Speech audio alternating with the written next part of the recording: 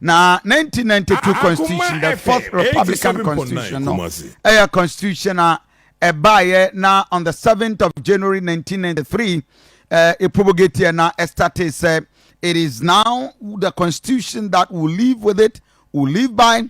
The fourth Republic in 1982, on the 7th of January 1999, the fourth Republican Constitution was, of course, became our official document, the official guide, guide of my Ghana. Over the years, for 32 years now, you're living with it. And Ghana, because na the constitutional rule democracy no are solidified as we speak. And Ramikan peace be from the Speaker of Parliament Abansumani Gbagben and taking on the president for 3 bills. Our president said he will not assent it.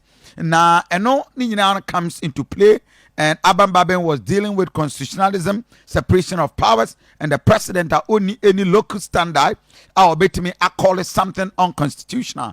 And of course, citing Article 2.1 of the 1982 Constitution as giving the Supreme Court as the original and of course the only officially accredited institution I bet me declare be unconstitutional. Another pay we are interrogating it with the lawyers and the experts, and one of them over the years what champion here defended the constitution in court and in the street and everywhere. A lawyer Obiri Boahen. Now on this day a constitutional day, 32 years of practicing Ghana's 1982 constitution. Yenyamre na yenya understanding where are we. Where have we come from? There are potholes, loopholes, challenges, concerns I would want manfuaka in this 1982 Constitution and several reviews and a manfuaka. What has happened and what has caused these things? And I don't pay to deal with. We did a dream about Kofi Asante in just about 8 minutes past 7. Lawyer Obiri Boahen, Memo Afishapa. Nothing covered here. Council Abibi Abokodium. Those are around. That's great.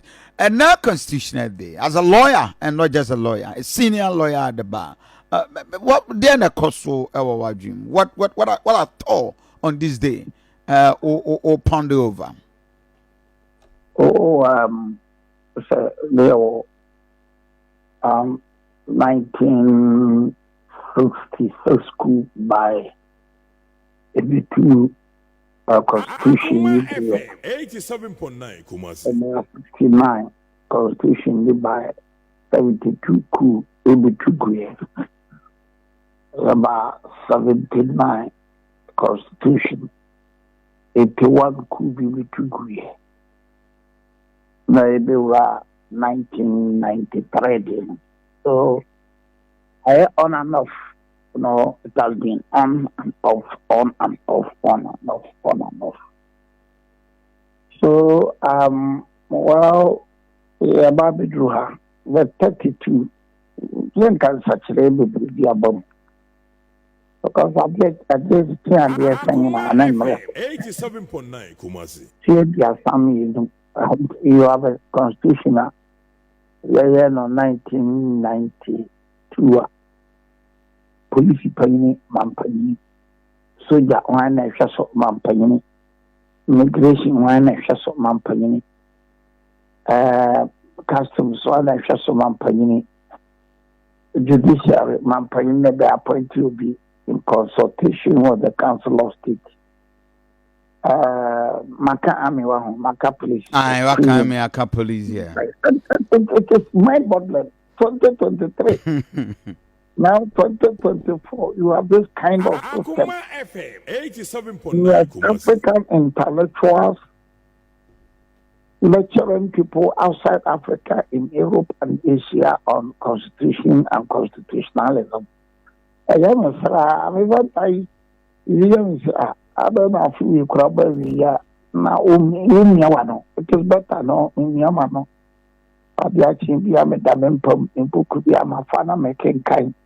It is mind-boggling. So everywhere position be a man in consultation. I'm quite mobile. 32 years. Akoma FM It's appointment 87.9 of Kumasi. DC Mampanyini, the appointment of regional minister Mampanyini, appointment of minister Mampanyini, racial fall of women Abba, 32 years. We've gone on with the system. Now, Professor Moss Habert review committee now you be your white paper. Didn't change it. People now some men paid I am a President Mahama.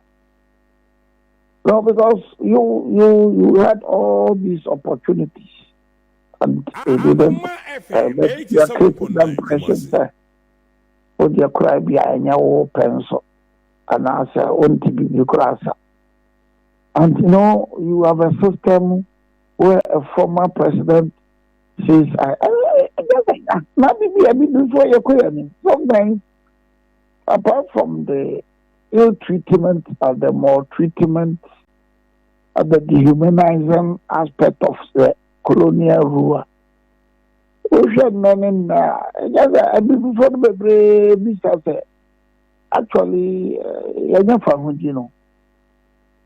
Akoma FM 87.9 Kumasi. not yet who. When it is a Kenyan, I cannot yet who I just the Fahudi Pani Fahudi Pani, not yet. Now, not yet Kenya. President Ruto, the judiciary judges at them, and they are wondering what has happened to us in Africa. So back to Ghana, constitution that they are. No, it is like we should be Nasum Kabi. Na Bia Henaja to be Mpomanwa Bibi light Kaklawo Denim. So the results of constitution a boy at least about light about anymore. It is all matches now crew and all crew. Tense no opro, pen opro, like cacao demo. Emma Horn should go to send a canya as a crabba. A mouse, a bosomeno, abano, a jamo, usubio, umpomano, then was a canya cacao. So, constitution or a when you're born in Tissua. So, of a home Ghana. So, I good, but the characters who are operating it as a proof. And I'm not comfortable with a constitution as a person appointed to Japan, Mampany, police Mampany, judge Mampany, immigration Mampany, previous. I'm not comfortable with that system at all. I am not comfortable at all. But let's come to Mbabe. They may never have Mbabe in Yaka. Is he trying to create that pressure, sir? Parliament or to me change that. You have the three systems. You have the judiciary, executive, and the lawmaking body. Now, more lawmaking body, Makoya Belaba. Now, the law implementation body, the president, Mishum Krojen, Messiah, Adaha. What is wrong about that? Well, Majorisa, you been more time to interrogate it. We are cited Article 106, Article 108. Look, instances abound in this country when the lawmaking body, a law, the law implementation body, Ajiatum, but Obiri court, the law interpretation body, Adanani, and then the Constitution Day, when is it 31st December. And yet, a fulfilled debut. Meaning pa. But this was a day the lawmaking body, a jitum, saying ya fulfilled. The law implementation body, a jitum, saying ya fulfilled. But the law adjudicating body, can say there be a fulfilled any year. So the position is that the Supreme Court is excluded with the original jurisdiction, so be declared interpretation, but in which now Bibian had a call for interpretation. I got the Bibian had a call for interpretation. In the Supreme Court case of Kwamba for Aborone, that's the Attorney General. unreported. The Supreme Court said that. And yes, the Supreme Court for interpretation. And yes, the Supreme Court for interpretation. One of the current ones in the Pambafo, as a Sabronia, as the Attorney General. So, law-making body, my machine project, Akoma, the law executing body, the executive. But for you, them female project, sharing, and sign, I didn't see some so better with the boy, yapa. What will be that? What will be that? And then, as I said, the law-making body, they should also respect the law adjudication body and the law executing body. So, Babin has no basis there. Sir, I'm pregnant, Santi. Please, come on. But, you're creative, with the intellectuals you have in this country. And Kenyan say, baby, as you see it, because in the sub region, baby, for be betrayed, and can't be a bear Nigeria, but Nigeria, I'm in a bear Yagan. So be betrayed. It's human resource. Big guy. But never be brave. I will be you. Now, Yamra the day of you better go back to Baben, but Mempasi Bayra T4. Now, your concern is almost as my concern. So virtually the president controls everything. About 90%, 95% of this country are under the jurisdiction of the president and or power, the executive fiat. The question is 32 years on. At the time Rawlings Ebabi Wukrano, or no one can say there must be changes, an amendment to our constitution. Why are they not having the balls to obey these changes? Is this a power na yomo there? And I didn't. Oh, as a Rawlings, it do not kind of there, so the own kind. Professor Mills across the committee. Professor Mills went ahead of the committee with Piabeka. They were receiving dollars a day. I am told that as a single day piano, the committee secretary not $100 a day. Omotanagana, Omukwa Buchi, buy Omko Bibia. Omoya recommendation, white paper and crabs of my shoe. And then I implement. In two cases of Rollins in the Akradia. And then they are no actually, for that North worked on it. And then it was fighting during the time of Mahama. In fact, Rollins Akrabia Makaza, Rollins a cancer. And then they are no quite chilly kakra.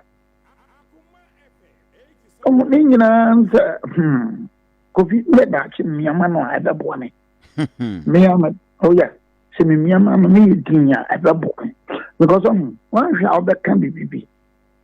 Na Bilman to us, maybe do what them, never so. Na man counsel and Niamano, maybe a lawyer, Juma, na cocoa to Ponova, man cocoa to me to me church. Medicine, at that one, coffee. Because you want to change. Because Niaman is a son. Okay, can be, which means as a son of boy. It's being an argument services. So, any point an argument services. And on a society, no, a penance move. What would send you moving and some Debbie. How do you have a constitution? And yet to say, majority of the MPs, no, as a son by ministers. There's a president minister, majority should come from parliament. Into say NPP Bresu, a NDC Bresu, the Kotoba up MPSA, the big Nama partner. Come on, anybody. No, because only so queer MP or one more than so being an appointment. For constitution, I take the president. Say, we ministers don't focus. You know, free parliament, which is not good. And you have worked with this system for 32 years now. And this ano some people na either on the primary sa obia persecution and this year obia persecution. And ama bentimi akoya bibi ho, especially in a country constituency bi so na obegina ma MPP a local primaries we no why MPP. That is Asante region. That is Asante region. That be something I'm wanting to make come out. Also, you so Ginama NDC. Combia so overcome as a bedroom. The NDC never power, obeying appointment. Mana constitutional, so President Okoba Kokomino and Kobu. MPD, there's no time limit. How? A president Okoba Kokomino and Kobu. MPD, there is no time limit. How? And both political parties, the NPP and NDC, they are afraid to handle it. Basically, because Onongo Canada actually Kotoaba na the this question of delegates, police station executives, for almost 20 years. Some Romanian card-bearing members. And MPP for that to obey. Constituency group card-bearing MPP for 15,000. 50,000 number to about 20,000. Oko water region and other regions like NDC for so. Then 15,000 per to about. Yes, I ever morning tinapane yadema delegation. But all the my delegation na to AU as the MP. December 7th, and Baba to no so abeso benya morning tinapane bino. That's one ya bebe chile unyansa. That's we dey nya mo die we dey nya kokoye we dey menya mo you yebere. So it is a system for more than 20 because more mind and then cut bearing members and this year be 2016 and you but the timing was wrong and this is for the mayor but the timing was wrong and can you say that's be the issue abano number buye ni bijay nti constitution dey yes a good to pass a constitution dey yeah no na ye bisay on you see look and I read the literature on Obi from background na ocean you see 1964 65 and some amend the constitution no na as a common command na I said to know what is about to know and I can cancel about to know na you because there was a constitution but CPP manipulated so by 65 no na constitution number one party. Yeah. There was a constitution about Donkobia and Donko. Those days Ubia Kutinis, 18 years, and then a year Jan, or Hena Yakuno. So even though there was a constitution then, so when you read this literature, you say, no, that was terrible. The CPP days were terrible. It was horrible and terrible. There was no difference between the CPP days and military regimes. In fact, the NRC was quite democratic than the CPP. The NLC was quite democratic than the CPP regime. So as we celebrate the constitution, Bibiaba Fayeni so Bibia Akoma. But yes, but the snail pace of development, you know,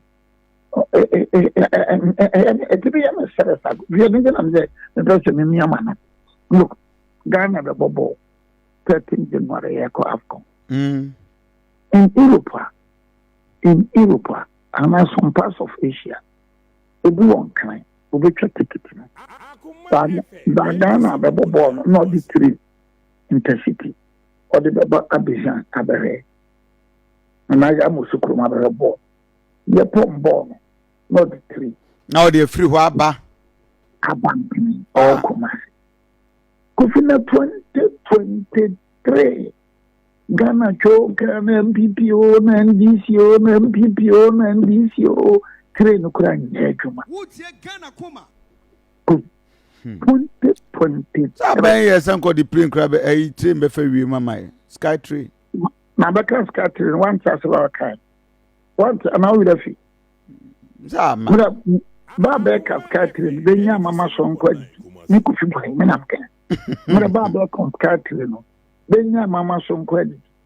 Ni anam fam Qur'an timba sa de na me enemy. Anum ko kan am bi fo bi be.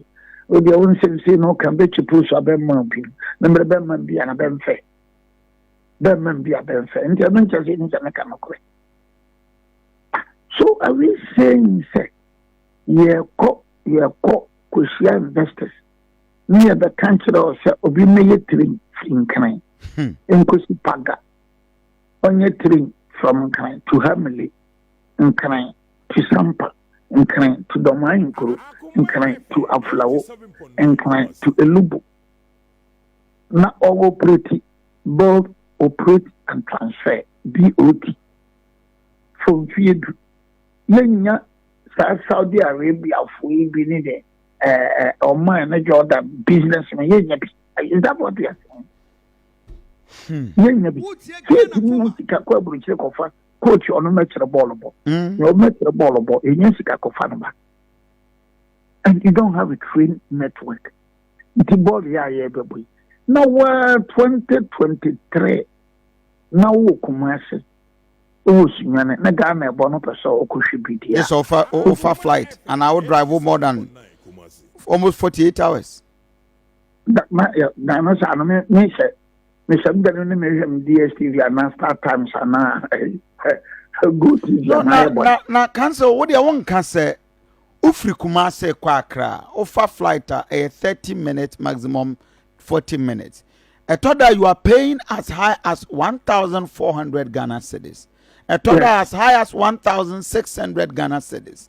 In fact, now what Bisa said, so train 65 years after independence, yentimi nye train from Kumasi to Accra. And Tsunami to Accra. How? Na owes nyania na opese wo kom kan eti ya wo dadwe kofi na 1,500 1,600 nipa sen na betimi nipa sen e de betimi enya se ska na tua nipa sen na sunyana kra de sunyana ye we no ebu ate se bia na jodai but joda da ayama branda ayama ukua da ayama sunyana ye we na Ukra usika krade for flight no ayema. Oh, Simone ayema. Na utana yo money. Na stakeholders and transfer you be more the fate of how things are going on.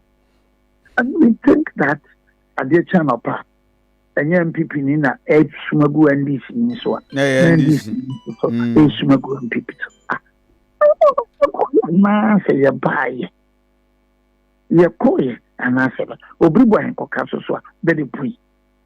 Now, some you, Jimmy, Kwasiana, Yemiana, Amedia, Mihunia, Yenya, a bit of my query. No medium cocaine, I'll be the back of one baby. Into where Kumasi upper so concrete. Almost in upper so concrete. Now, Obre, Quarian. Look, my example 29th, 30th, and 31st.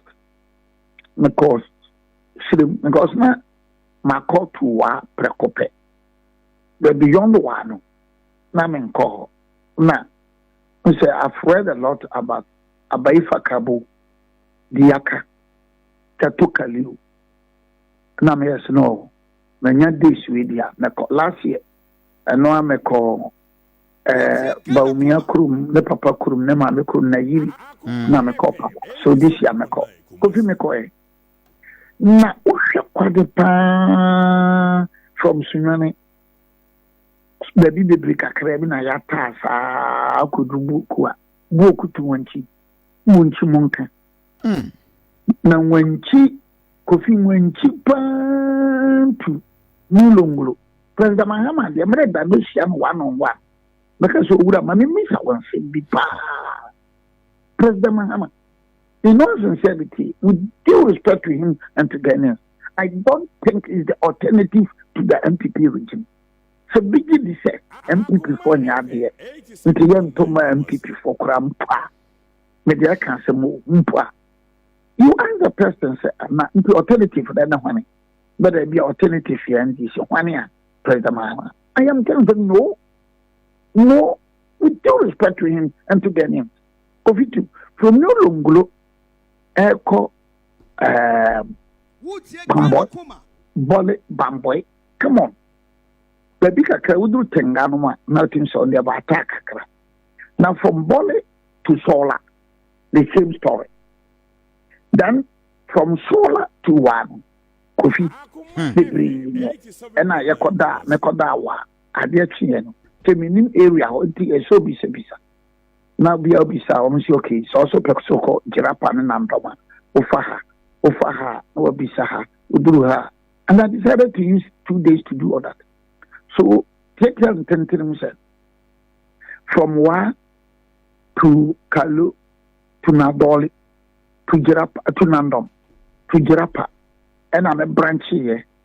A branch of Jerapa Dubai, Embassy Babli, and Embassy Main Route. We call Laura. From Laura to Lambrusi. From Lambrusi, I came back to Laura. Now I call every Dombo, Glory, Nicole Namuso, or what they call. That was 34. But what's a quite no coffee? Quite no, yeah.